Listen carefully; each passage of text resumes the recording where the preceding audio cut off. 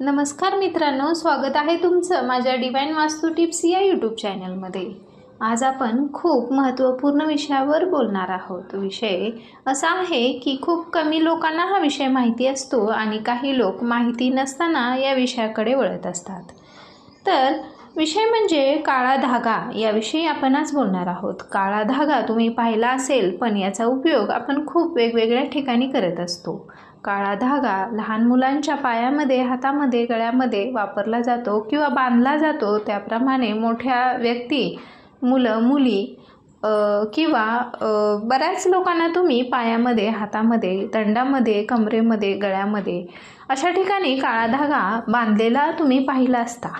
पण हा धागा का बांधतात, कशासाठी बांधतात, कोणी याला बांधावं, कोणी बांधू नये, कसा बांधावा, कधी बांधावा, कुठे बांधावा, हे देखील तितकंच महत्त्वपूर्ण आहे। त्यामुळे आज मी तुम्हाला या गोष्टीवर सविस्तर माहिती देणार आहे। तुम्ही खूप लोकांना काळा धागा धारण केलेला पाहिला असेल, तर हा योग्य पद्धतीने कसा बांधायचा असतो आज मी हे तुम्हाला सांगणार आहे।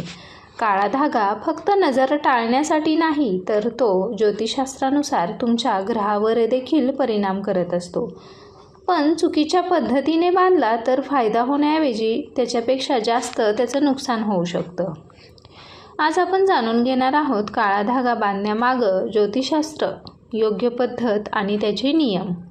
हा फक्त एक धागा नाही, तर तो एक ऊर्जेचा माध्यम आहे किंवा ऊर्जेचं माध्यम बनत असतो।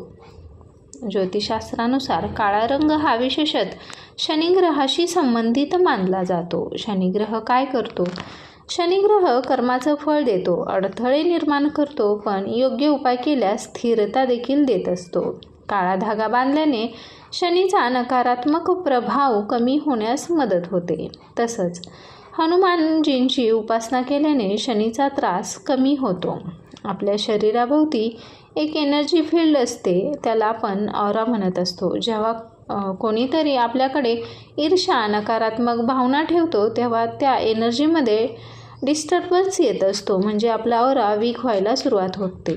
तो आपण मजबूत कसा ठेवायचा हे आपण पाहणार आहोत।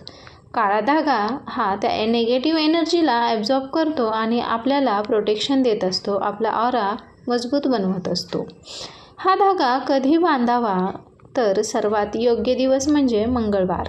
मंगळवार हा हनुमानजी तसेच शनिग्रहासाठी मानला जातो किंवा त्यांना समर्पित आहे। त्यानंतर शनिवार देखील शनिग्रहासाठी किंवा शनिदेवासाठी हा वार समर्पित आहे। याची योग्य वेळ म्हणजे सूर्योदयानंतर किंवा सूर्यास्तानंतर या धाग्याची पूजा करून आपण हा धागा धारण करणार आहोत। त्याचबरोबर अमावस्या किंवा शनिवारी केल्यास अजून जास्त प्रभावी याचा उपाय किंवा याचा प्रभाव अतिशय पटकन आपल्याला पाहायला मिळतो।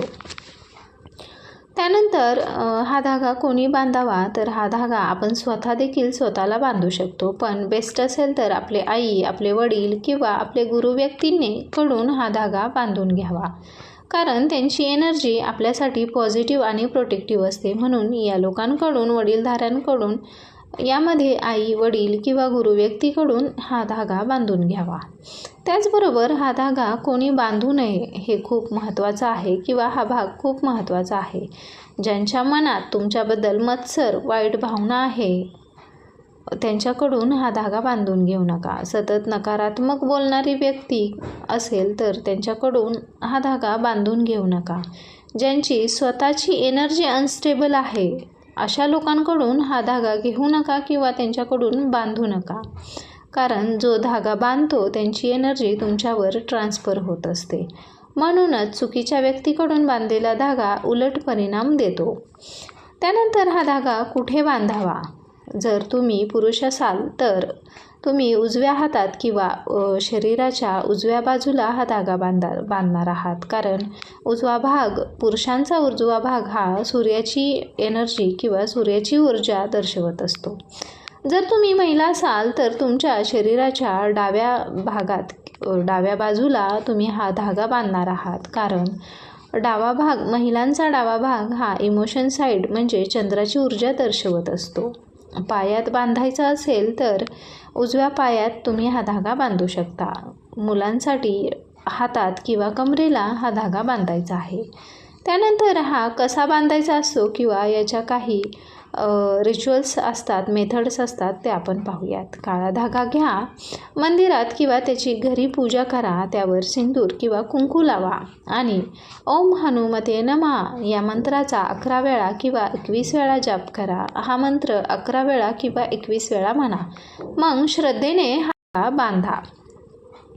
त्यानंतर हा धागा बांधल्यानंतर हा किती दिवस ठेवायचा असतो हे देखील आपण पाहूयात. हा धागा बांधल्यानंतर 21 दिवस ते 40 दिवस हा योग्य मानला जातो किंवा प्रभावी राहतो. त्यानंतर हा धागा बदलायचा असतो किंवा काढून टाकायचा असतो. जर धागा तुटला तर समजा निगेटिव्ह एनर्जी भरपूर प्रमाणात ॲब्झॉर्ब झालेली आहे. तो लगेच काढून नवीन धागा बांधा. काय करू नये हे देखील तितकंच महत्त्वाचं आहे. दुसऱ्याने वापरलेला धागा आपण बांधू नये. त्यानंतर तुटलेला किंवा खराब झालेला धागा ठेवू नका. फक्त फॅशन म्हणून हा धागा कधीच बांधू नका. त्यानंतर काळा धागा आणि त्याचे उपाय आपण पाहणार आहोत. पण अंतिम शक्ती तुमच्या कर्मात आणि श्रद्धेत आहे. धागा तुम्हाला प्रोटेक्शन देतो, पण यश मिळवण्यासाठी प्रयत्न आवश्यक असतात.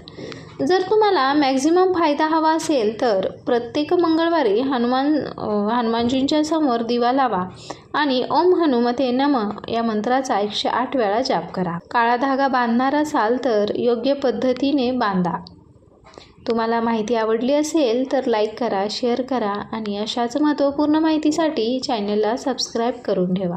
धन्यवाद.